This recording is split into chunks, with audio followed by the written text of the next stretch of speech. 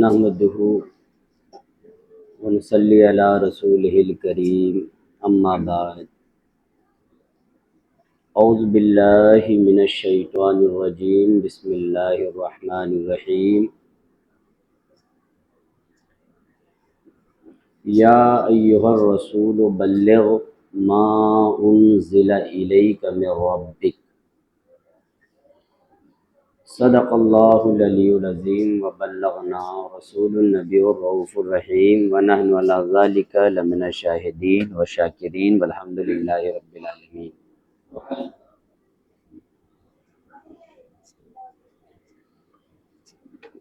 بارگاہ رسالت میں ایک مرتبہ ہدیہ صلاۃ پیش کریں۔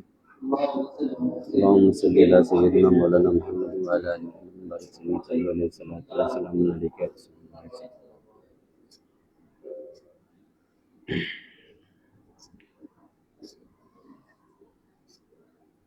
وقت کافی زیادہ ہو گیا ہے۔ ارادہ میرا یہ رہتا ہے کہ عشاء کے بعد فوراً سے خطاب شروع ہو جائے تاکہ مختصر سے خطاب کے بعد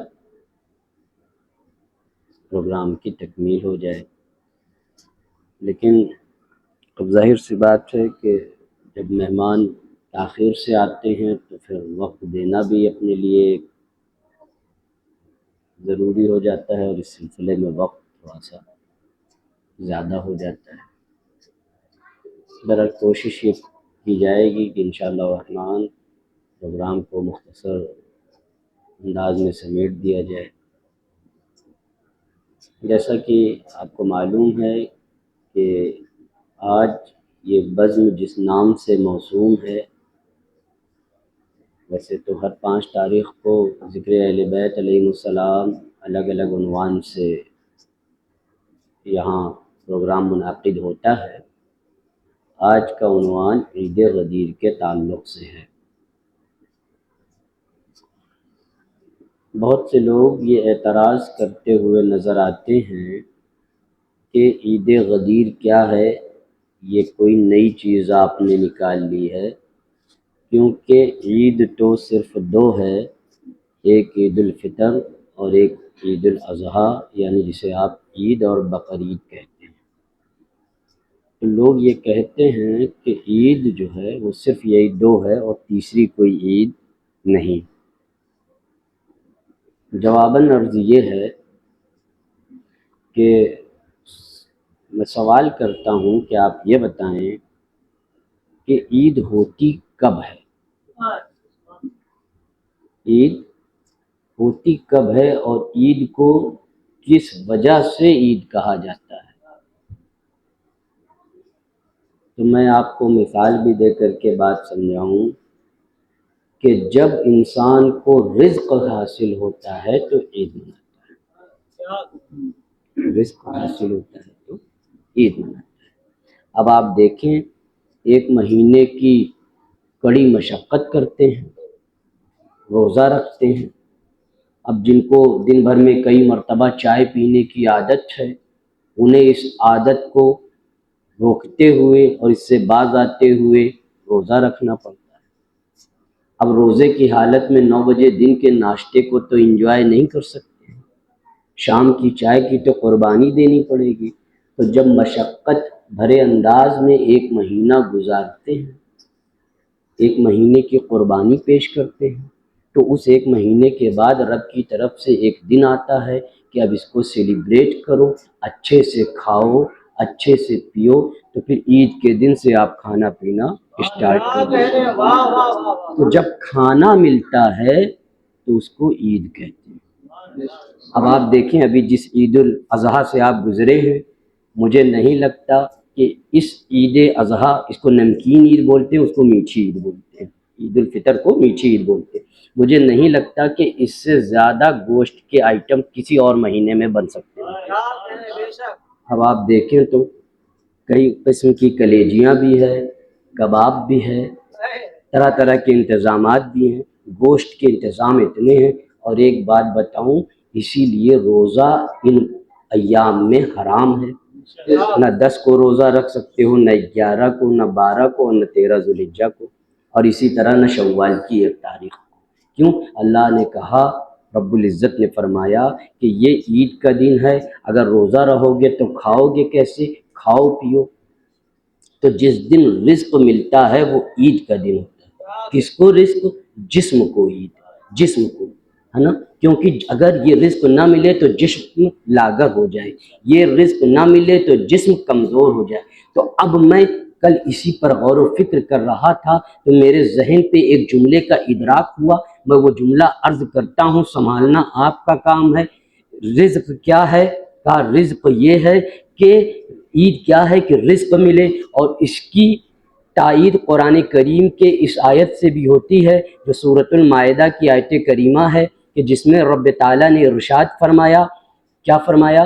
کہ قال عیسی ابن مریم اللہم ربنا انزل علینا مائدۃ من السماء، اے پروردگار میرے لیے دسترخوان نازل فرما، کیوں؟ تکون لنا عیدا لاولنا وآخرنا، تاکہ ہمارے پہلوں کی بھی عید ہو جائے، بعد والوں کی بھی عید ہو جائے۔ تو جس دن دسترخوان رحمت اترتا ہے عید کا دن ہوتا ہے، جس دن کھانے کو ملتا ہے عید کا دن ہوتا ہے۔ تو جسمانی عید یہ ہے کہ جسمانی رزق ملے، جس سے جسم مضبوط ہو، جس سے جسم طاقتور ہو، اس عید کو جسمانی عید کہتے ہیں۔ اور جب غذا روحانی ملے، جس سے روح موجود، جس سے روح طاقتور ہو، اس کو روحانی عید کہتے ہیں۔ جسمی اور جسمانی عیدیں دو ہیں، عید الفطر ہے، عید الاضحیٰ ہے۔ اسی طرح جسمانی عید کی طرح روحانی عیدیں دو ہیں، یا عید میلاد مصطفیٰ ہے یا عید غدیر۔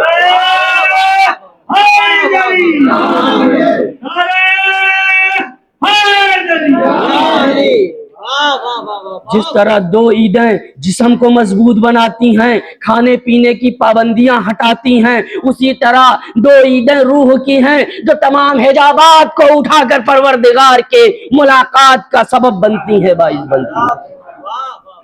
اب میں آپ سے پوچھتا ہوں، کیا آپ نے کبھی دیکھا ایسا کہ قبرستان سے گزرے ہوں، عید کا دن ہو، ایک مردہ اپنی قبر سے اٹھے، دوسرا مردہ اپنی قبر سے اٹھے اور دونوں گلے لگ جائیں؟ کبھی ایسا ہوا؟ اچھا، آپ تو ایک دوسرے کے گھر جاتے ہیں عید لینے، کہیں کوئی مردہ آپ کے گھر آ جائے اور کہے عید مبارک، تو میرے خیال سے اگر مردہ خواب میں بھی آ کر گلے مل جائے تو نیند نہیں آئے گی، اور اگر کہیں کبھی کوئی مردہ حقیقت میں آ کر کے گلے مل جائے تو کیا حال ہوگا؟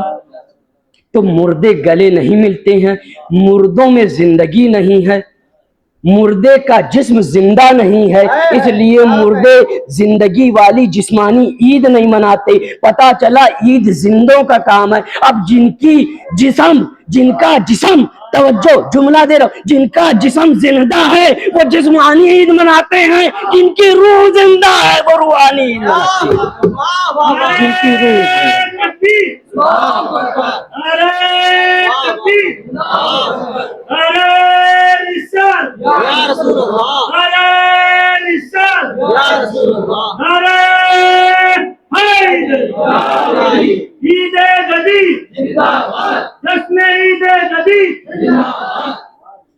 تو اب اگر کوئی کہے کہ نہیں عید صرف دو ہے تو کہہ دو بھیا تمہارے لیے تو دو ہے، ہمارے لیے بہت ہے۔ کس لیے؟ کہ تم صرف جسم سے زندہ ہو، اس لیے صرف تمہارے لیے دو عیدیں ہیں۔ ہمارا روح بھی زندہ، ہماری روح بھی زندہ، ہمارا قلب بھی زندہ، ہمارے جسم کے ہر جواہر و اعضاء و پارے بھی زندہ، اس لیے ہماری عیدیں کئی ہیں۔ جب جسم کی ضرورت پر عید پڑتی ہے، جب ہماری روح مچلتی ہے ہمیں ایک نہ ایک عید مل جاتی ہے۔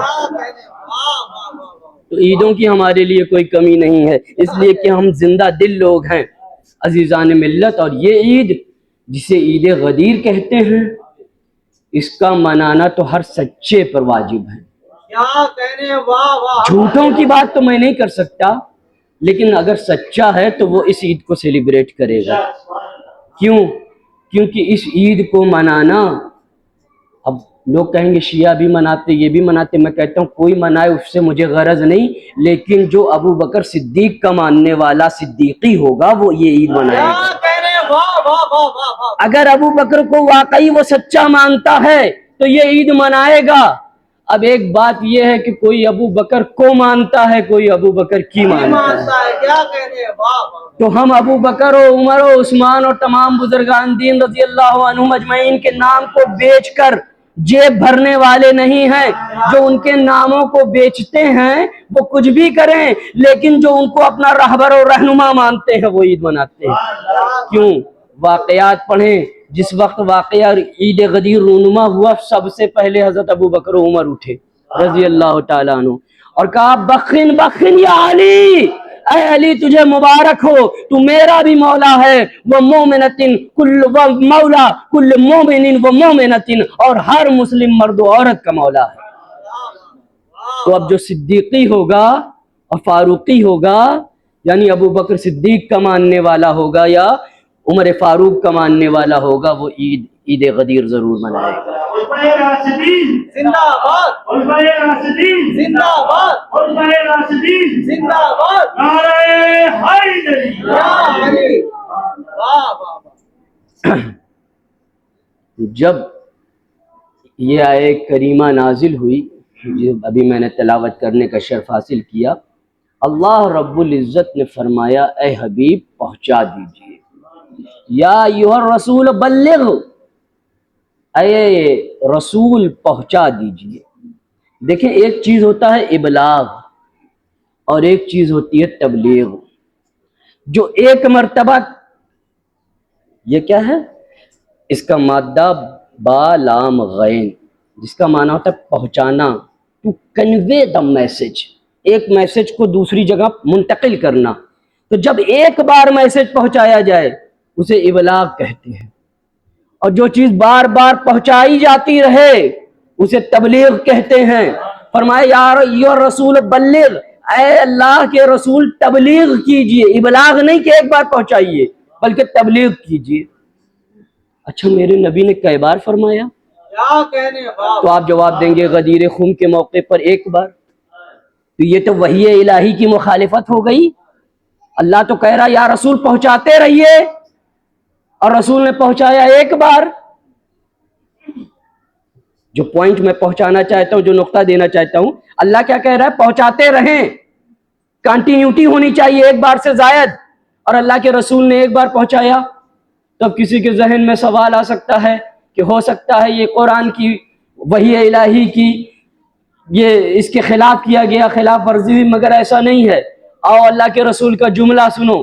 جس وقت آپ حجۃ الوداع سے واپس، آخر آپ کی زندگی کا حج ہے، غدیر خم کے نامی پہاڑی پر آپ نے روکا، تو کیا واقعہ ہوا؟ واقعہ نگاری مقصود نہیں، بس ایک جملہ دینا چاہتا ہوں۔ کیا فرمایا میرے آقا نے کہ سنو سنو، جمع کر لو، جو نہیں آئے ہیں ان کے آنے کا انتظار کرو، جو گزر گئے ان کو بلا لو، اور جتنے یہاں موجود ہیں وہ سب غائب کو پہنچاتے رہیں، اپنے تک نہ رکھیں، پہنچاتے رہیں، کیونکہ تبلیغ کا حکم ہے، اور سب اپنی اولاد کو بتا دیں۔ اچھا یہ کہا اپنی اولاد کو بتا دیں، تو مجھ کو لگتا ہے کہ جو لوگ یہ تبلیغ کا کام نہیں کرتے وہ اپنی اولاد کو بھی اپنا نہیں سمجھتے، کیونکہ اگر ان کی اپنی اولاد ان کو ہوتی، ان کی ہوتی، تو وہ تبلیغ ضرور کرتے، کیونکہ اللہ کے رسول نے فرمایا ہے کہ تبلیغ کریں، بتاتے رہیں۔ اس لیے ہم اپنے جسمانی اولاد کو بھی یہ درس دیتے ہیں، اور آپ جیسے روحانی اولاد کو بھی دیتے ہیں۔ اللہ اکبر، اللہ اکبر، نعرہ رسالت یا رسول اللہ، نعرہ رسالت یا رسول اللہ، نعرہ حیدری یا علی، نعرہ حیدری یا علی۔ کیا فرمایا؟ پہنچاتے رہیں، اور اللہ کا کلام ہے نا وہ بے نیاز ہے۔ کس انداز میں بات کر رہا اپنے حبیب سے؟ اے رسول اگر آپ نے یہ پیغام نہ پہنچایا تو گویا آپ نے کار رسالت انجام نہ دیا، گویا آپ نے کار رسالت انجام نہ دیا۔ اب آ کر کے پڑھیں، میں اہل سنت کی تفاسیر کی بات کر رہا ہوں، اہل تشیع سے کوئی مطلب نہیں۔ وہ فرماتے ہیں کہ جس وقت یہ آیہ کریمہ نازل ہوئی، میرے آقا علیہ السلام نے کیا فرمایا؟ کہا یہ خطبہ غدیر، انشاءاللہ وہ تو بھی بعد میں بات آئے گی، مگر اس آیت کے بعد کیا فرماتے ہیں کہ میرے آقا علیہ السلام نے تمام لوگوں کو اکٹھا کیا اور کہا یہ بتاؤ اللہ تمہارا مولا ہے کہ نہیں؟ سب نے کہا بلا یا رسول اللہ، اللہ ہمارا مولا ہے۔ کہا میں محمد تمہارا مولا ہوں کہ نہیں؟ سب نے کہا ہاں آپ ہمارے مولا ہیں۔ علی کے ہاتھ کو اپنے ہاتھ سے بلند فرما کے ارشاد فرمایا من کنت مولا ہوں فہذا علی مولا، جس کا میں محمد مولا ہوں تو اس کا یہ علی بھی مولا ہے۔ حیدری نعرہ حیدری، علی مولا علی مولا علی مولا۔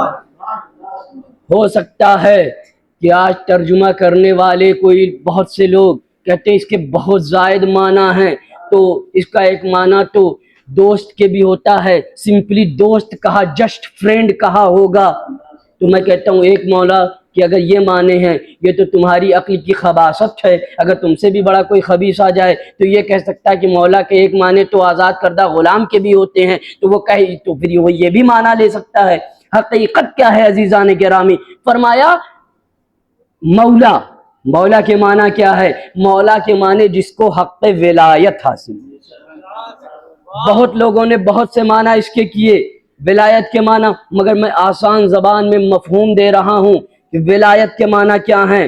اگر ولایت کے معنی دیکھنا ہے تو آؤ ذرا دیکھو آپ احکام نکاح میں لڑکی کی طرف سے ایک ولی ہوتا ہے، جب تک وہ اجازت نہ دے نکاح نہیں ہو سکتا۔ اگر ولی کو جاننا ہے تو میت میں دیکھو، امام صاحب کتنے بھی بڑے علامہ صاحب ہوں، کیسے ہی پیر صاحب ہوں، نہیں پڑھا سکتے نماز جنازہ جب تک کہ ولی اجازت نہ دے دے۔ بس سمجھ گیا ولی وہ ہوتا ہے جس کی اجازت سے زندگانی چلتی ہے۔ کہا جس طرح اللہ ولی ہے اس کے بعد اس کا رسول محمد ولی ہے، اسی طرح محمد کے بعد اس کا وصی علی ولی ہے۔ حیدری نعرہ حیدری۔ اور میرے آقا علیہ السلام نے جب یہ پیغام، اور کیسا اہم پیغام ہے کہ جب یہ پیغام میرے آقا پہنچا چکے، اور یہ حدیث متواترہ سے ثابت ہے۔ حدیث متواترہ کسے کہتے ہیں معلوم ہے؟ جس کے جو روات ہیں، جنہوں نے نقل کیا ہے، وہ اتنے کثیر تعداد میں ہوں، بھائی کسی کے کان میں تھوڑی نہ کہا تھا، اتنے اصحاب تھے۔ کتابوں میں آتا ہے، میرے پاس سند موجود ہے اس بات کی کہ مولا کائنات خود فرماتے کہ بتاؤ کتنے لوگ ایسے ہیں اصحاب میں سے جنہوں نے یہ سنا ہے کہ میں مولا ہوں۔ چنانچہ کبھی 11 اصحاب کھڑے ہوتے، کبھی 12، کبھی 13 بدری اصحاب کھڑے ہو کر کے گواہی دیتے۔ یہاں ہما و شما کی بات نہیں ہو رہی، اصحاب جس کی گواہی دے رہی۔ اسی ترک اور اسانید سے یہ حدیثیں آگے بڑھیں، اور یہ تمام اہل سنت کی کتب میں، اہل تشیع کی بات نہیں ہوئی، تمام اہل سنت کی کتب میں یہ واقعہ درج ہے کہ میرے آقا علیہ السلام کا یہ فرمان عالی شان ہے، من کنت مولاہ فہذا علی مولا۔ اور یہ تو میر خسرو کی مہربانی ہے کہ انہوں نے سوچا ہوگا کہ پتہ نہیں تصوف والے کہیں اپنی مستی میں اس کو بھول نہ جائیں، تو اس کو قول کا رکن بنا دیا۔ آج قوال بھی پڑھتا ہے من کنت مولا فہذا علی مولا۔ تو یہ چیزیں بحمدہ تعالی قرآن و حدیث سے ثابت۔ جس وقت آقا علیہ السلام نے یہ کام انجام دے دیا، اور اسی موقع پر ایک اور حدیث ارشاد فرمائی کہ ترکت فیکم الثقلین، اسی حدیث کا ٹکڑا ہے، ترکت فیکم الثقلین کتاب اللہ واہل بیت۔ جس وقت یہ کام انجام دے دیا اس وقت آیہ کریمہ نازل ہوئی الیوم اکملت لکم دینکم واتممت علیکم نعمتی وردیت لکم الاسلام دینا۔ آج تمہارا دین مکمل ہو گیا۔ عزیزان گرامی، یہ عید غدیر وہ ہے کہ جس کے بغیر دین مکمل ہے۔ اب کوئی مولوی صاحب مانے نہ مانے، کوئی پیر صاحب مانے نہ مانے، لیکن حقیقت یہ ہے کہ علی کے بغیر دین مکمل نہیں، علی کے بغیر دین مکمل نہیں۔ علی علی من کنت مولا علی علی من کنت مولا علی علی زہرا کا سوہر علی علی زہرا کا سوہر علی علی حسنین کا بابا علی علی حسنین کا بابا علی علی داماد پیغمبر علی علی داماد پیغمبر علی علی نعرہ حیدری نعرہ حیدری۔ میرے پیارے آقا نے ارشاد فرمایا کہ اگر کوئی شخص نماز پڑھتا رہے. اس سے مراد یہ نہیں ہے کہ نماز چھوڑ دے، لیکن یہ فضائل بتانے کی غرض سے عرض کر رہا ہوں کہ نماز پڑھتا رہے، روزے پہ روزہ رکھتا رہے، حج و زکوٰۃ کی پابندی کرے، حتیٰ کہ کعبے کا غلاف پکڑ کر کے بھی مر جائے اور ہمارے اہل بیت کا دشمن ہو، اللہ جہنم میں ڈال دے. اہل بیت کی محبت شرط ایمانی ہے. ایمان مکمل ہی اس وقت ہوتا ہے جس وقت پنجتن کی محبت ہمارے دل میں جاگزیں ہو جاتی ہے. عزیزان ملت، اور یہ وہ محبت ہے، یہ وہ مودت ہے، اور یہ وہ اعلان ہے اعلان غدیر کا کہ یہ تو آپ دنیا میں نعرہ لگا رہے ہیں نا، بہت چہک چہک کے عمران بھائی نعرہ لگا رہے ہیں من کنت مولا علی علی. آخرت میں ان کو کیا ملے گا؟ آخرت میں کیا ملے گا؟ عزیزان ملت، اہل سنت کی کتابوں میں نے کئی بار آپ کے سامنے سند کے ساتھ عرض کی، آج وقت کم ہے اور میں چاہتا ہوں مختصر ہو جائے، اس لیے حوالہ جات دینے کا اور متن پڑھنے کا وقت نہیں ہے. وہ فرماتے ہیں کہ جس وقت جنتی جنت کے قریب ہوگا، سارے اعمال تل چکے اور سب میں وہ فرسٹ آ گیا، پاس ہو گیا، اب جنت میں جانے کے قریب ہے اور چاہتا یہ ہے کہ بس 2 قدم رکھیں اور جنت میں داخل ہو جائے. اللہ رب العزت روکیں گے. قرآن کریم کی یہ آیت کریمہ وقفوہم انہم مسئولون کے تحت مفسرین اکرام فرماتے ہیں کہ روکا جائے گا، اب پوچھا جائے گا کہ ان کو روکو.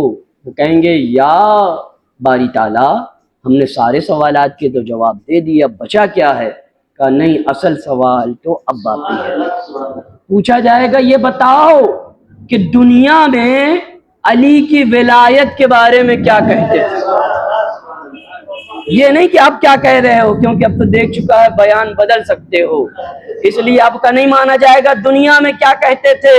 تو جو دنیا میں غدیری ہوگا، مولائی ہوگا، وہ کہے گا یہی تو کہتے تھے من کنت مولا ہو فعلی مولا.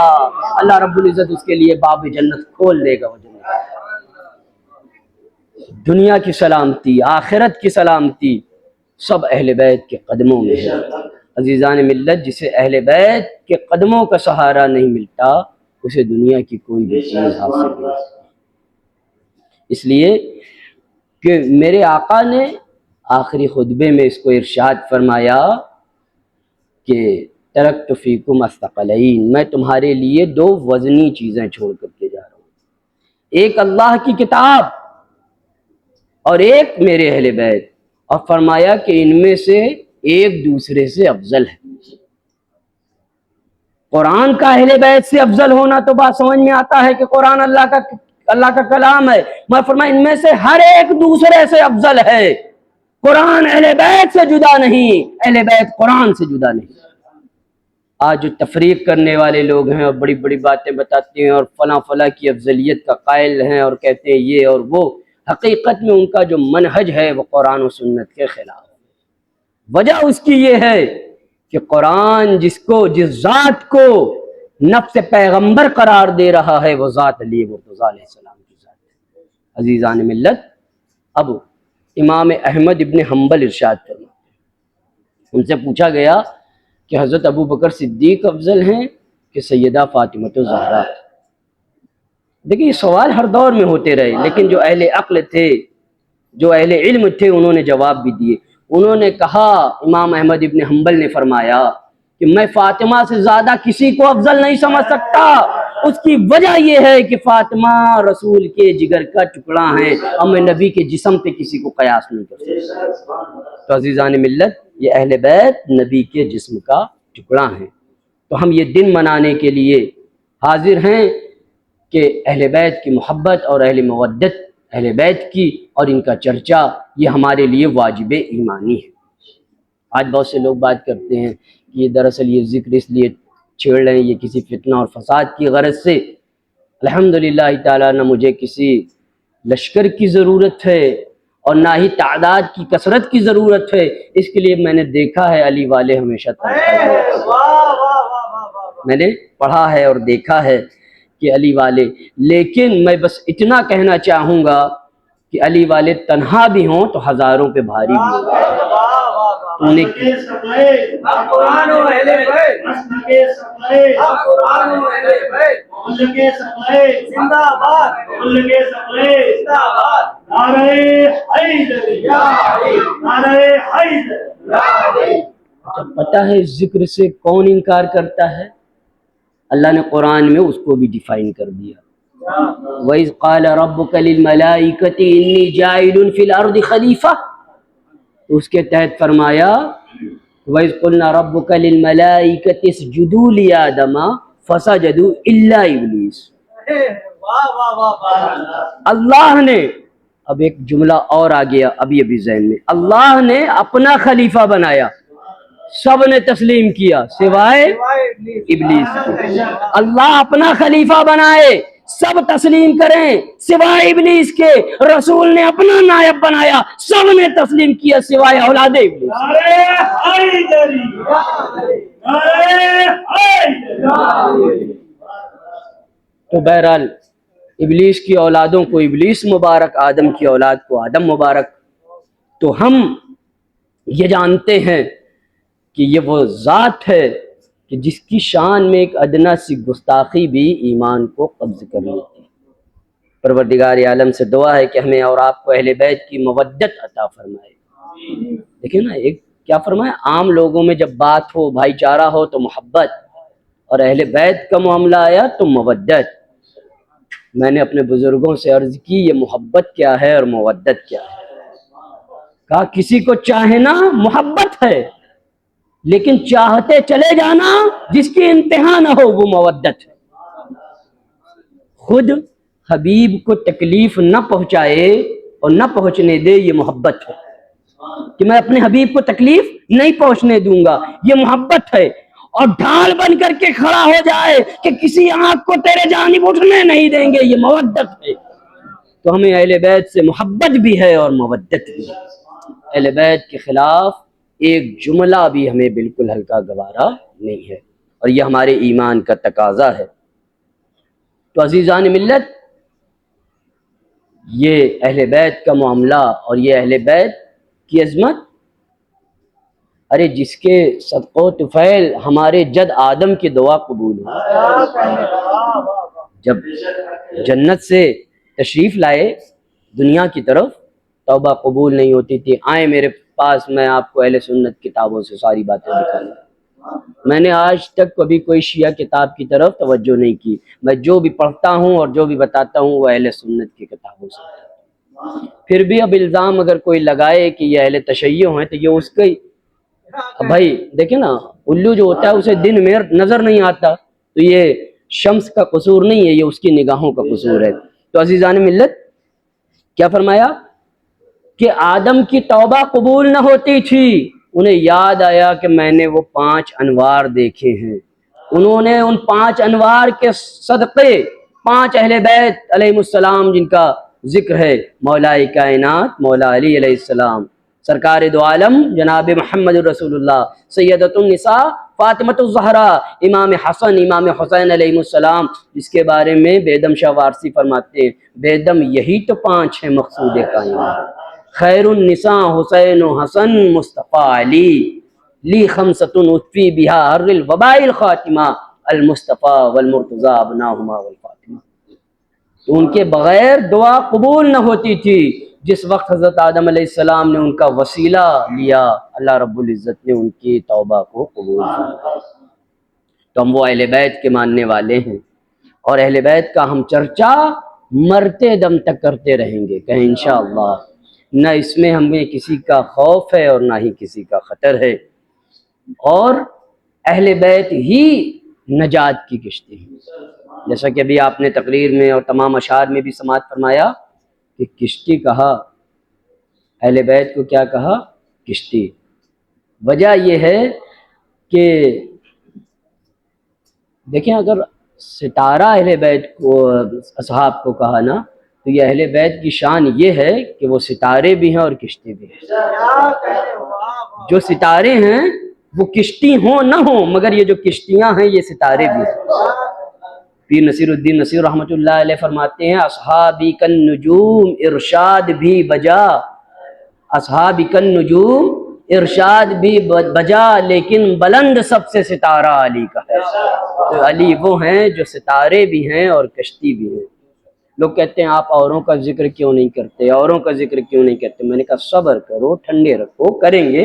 اب ابھی تو علی کے قصیدے شروع ہوئے ہیں، پہلے علی کا بیان ہو، علی کے فضائل کبھی ختم ہوں تو کسی کا نمبر آئے. ہے نا، جس گھڑی سانس لیتا ہوں ایک نیا فضیلت نئی سامنے آ جاتی ہے. تو ایام منائیں. اور آج آپ دیکھیں آخری گفتگو، اور اسی پہ بات کو ختم کر رہا ہوں، کہ پبلک کے ذہن کو ڈائیورٹ کرنے کی کتنی گندی سازشیں یہ ناصبی کر رہے ہیں اور اہل بیت کے یہ دشمن کر رہے ہیں. کہتے ہیں کہ اہل بیت یہ جو آپ عید غدیر منا رہے ہیں دراصل یہ کیا ہے؟ کہتے ہیں یہ جناب عثمان کی شہادت کی تاریخ ہے. اس دن حضرت عثمان کو شہید کیا گیا تو یہ انہی کی شہادت کی خوشی منا رہے ہیں. اب بتائیں، یعنی نہ عقل صحیح سالم ہے، نہ زبان کا کوئی بھروسہ ہے. اعلان غدیر ہو رہا ہے حضور اکرم صلی اللہ علیہ وسلم کے دور مبارک میں، رسول اکرم صلی اللہ علیہ وسلم کے وقت میں، اور جناب عثمان شہید کب ہو رہے ہیں؟ رسول کا دور ختم ہوا، ابو بکر صدیق کا دور آیا، حضرت عمر کا دور آیا، اس کے بعد آ رہا ہے. یعنی اتنے سالوں کی بات کو لے جا کر کے کہاں جوڑ رہے ہیں؟ وہاں. اور اس موقع پر میرا ایک کتابچہ جو کہ پچھلی سال میں نے اس کو 8-9 پیجز کا ہے، وہ اس کو ترتیب دیا تھا. میں چاہتا یہ تھا کہ میں بہت مختصر سا لکھوں تاکہ آپ سب کو سمجھ آ جائے اور وقت بھی مل جائے پڑھنے کا، کیونکہ مصروف لوگ ہیں آپ لوگ نا، وقت نہیں ہوتا. تو بڑی آسان زبان میں لکھا تھا، تو پچھلی سال سرکولیٹ بھی ہوا، اس سال بھی وہ جو اس سے رجوع کرنا چاہے وہ رابطہ کر سکتا ہے. اس میں نے یہ چیز عرض کی کہ حضرت عثمان کی تاریخ جو قتل کی لکھی ہے تمام کتابوں میں، اگرچہ کچھ میں 18 ذوالحجہ بھی ہے، لیکن اکثر کتابوں میں 12 ذوالحجہ لکھی ہے. کس دن؟ جس دن آپ فریج میں بھر بھر کے گوشت رکھتے ہیں. لیکن یہ اس وقت حضرت عثمان کی یاد نہیں آتی، اس وقت آنی چاہیے یاد. تو میں دن منانے کے خلاف نہیں ہوں، مگر جس کا جو دن ہے اس دن مناؤ. مگر آپ نے دیکھا ہوگا کہ جو بھی تاریخ اہل بیت سے وابستہ ہے اس میں انگلی کرنے پہنچ جائیں گے کہ یہ ان کا نہ مناؤ. عید جعفریہ کا جب دن آتا ہے تو کہتے ہیں آپ معاویہ ابن سفیان کے موت کی خوشی منا رہے ہیں.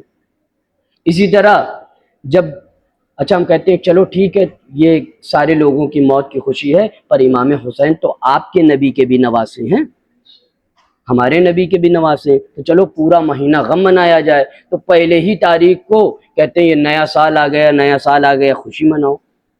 یعنی جب اہل بیت پر یہ گندی پلاننگ جس نے مجھے بولنے پہ مجبور کیا کہ جب اہل بیت کی خوشی کا وقت آتا ہے تو یہ کہتے ہیں غم مناؤ، اور جب اہل بیت کے غم منانے کا وقت آتا ہے تو یہ کہتے ہیں خوشی مناؤ. اور کیا کہتے ہیں کہ اس دن عاشورے کے دن شادی کرنے کی بہت بڑی فضیلت ہے. تمام اس کے فضائل گناتے ہیں. وجہ کیا ہے؟ کہ وہ اہل بیت کے غم کا دن ہے. دراصل مقصد کیا ہے؟ کہ اہل بیت کی طرف سے لوگوں کی توجہ کو مبذول کرانا اور ہٹانا. لیکن اب انشاءاللہ الرحمن یہ پہلے زمانے کی باتیں ہوتی، جب دین کمرے میں تھا تو تمہاری یہ بکواسات چل جاتی. اب دین کمرے سے نکل کر کیمرے میں آ چکا، اب کوئی بکواس نہیں. اب بچہ تمہاری اصلیت کو جان رہا ہے، اور جاننے کے بعد وہ اچھی طرح تمہاری ان سازشوں کو سمجھ چکا ہے اور دنیا اہل بیت کی طرف آ گئی ہے. اسی لیے تو ایک شاعر نے کہا کہ ذرا انسان کو بیدار تو ہو لینے دو، ہر قوم پکارے گی ہمارے حسین. سب حسین کی طرف آ رہے ہیں، زمانہ حسین کا آ رہا ہے. اور کیوں نہ ہو کہ ہم اس خواجہ غریب نواز کے ماننے والے ہیں کہ جس نے فرمایا تھا شاہ است حسین بادشاہ است حسین، دین است حسین دی پناہ است حسین. 4 لائن کی یہ ربائی ہے، لیکن کیسا اہتمام کیا ہے پیارے خواجہ نے. جس لائن میں حسین کا نام لکھا ہے نا اس میں یزید کا نام نہیں لکھا. شاہ است حسین بادشاہ است حسین، حسین کا نام آ گیا، یزید کا نام نہیں ہے. دین است حسین دی پناہ است حسین، حسین کا نام ہے، یزید کا نام نہیں ہے. سرداد نداد دست در دست یزید، چونکہ یزید کا نام لانا تھا نا تو حسین کا نام نہیں لیا. حقا کے بنا لا الہ است حسین، حسین کا نام ہے تو یزید کا نام نہیں. گویا خواجہ غریب نواز اپنے مریدین کو، متوسلین کو، متقدین کو، محبین کو یہ بتانا چاہتے ہیں کہ جب میں 4 لائن کے ربائی میں حسین و یزید کو جمع نہیں کرتا تو تم اپنے دلوں میں بھی حسین و یزید کو جمع نہ کرو۔ تو اب ثابت ہو گیا کہ جس کے دل میں حسین ہوں گے اس کے دل میں یزید نہیں ہوگا، اور جس کے دل میں یزید ہے اس کو یزید مبارک، پھر وہ اعلان کر دے کہ اس کا حسین سے کوئی تعلق نہیں۔ یہ چھپی ہوئی یزیدیت، کہ یہی قصہ ہے کہ ایک صاحب نے کہا کہ ہم نماز علی کے پیچھے پڑھتے ہیں اور دسترخوان پر فلاں کے کھاتے ہیں۔ کیا کہنے، واہ تو واہ یہ واہ واہ۔ چیز اب ظاہر ہو چکی ہے کہ تم یا تو علی کے ہو جاؤ یا پھر جس کے چاہو اس کے ہو جاؤ، ہے نا؟ کیونکہ کیا فرمایا ایک شاعر نے کہ مسلک سمجھ میں آئے تو پھر کھل کے بات ہو، مسلک سمجھ میں آئے تو پھر کھل کے بات ہو، ہم تو علی کے ساتھ ہیں تم کس کے ساتھ؟ نعرہ حیدری، نعرہ حیدری۔ ہمارا صاف اعلان ہے بغیر کسی خوف و خطر کے، موت تو آنی ہے نا، ایسا تو نہیں ہے کہ موت سے بچ جائیں گے تو پھر علی علی کرتے مر جائیں، اس سے بڑی کیا بات ہوگی؟ تو ہمارا اعلان صاف ہے کہ جب جب اہل بیت کے خلاف جو آیا اس سے ہمارا اعلان برت ہے، اس سے ہمارا کوئی تعلق نہیں، الا ماشاء اللہ اگر کسی نے مرتے وقت توبہ کر لی تو اس کی بات الگ ہے، لیکن جو اپنے پہ قائم رہا اور اہل بیت کی دشمنی میں رہا، نہ ہمارا اس سے کوئی سروکار ہے نہ کوئی مطلب ہے۔ اس لیے کہ میں نے کہا تھا ایک موقع پر کہ ممکن نہیں ایک دل میں تابش حق بھی ہو باطل بھی ہو۔ میرا ایک شعر تھا، اس کا مقطع ہے کہ منقبت کا، کہ ممکن نہیں ایک دل میں تابش حق بھی ہو باطل بھی ہو، دشمن مولا علی سے کھل کے نفرت کیجیے۔ اس لیے کہ ہمارے دین نے محبت بھی سکھائی ہے مگر نفرت بھی ساتھ کی۔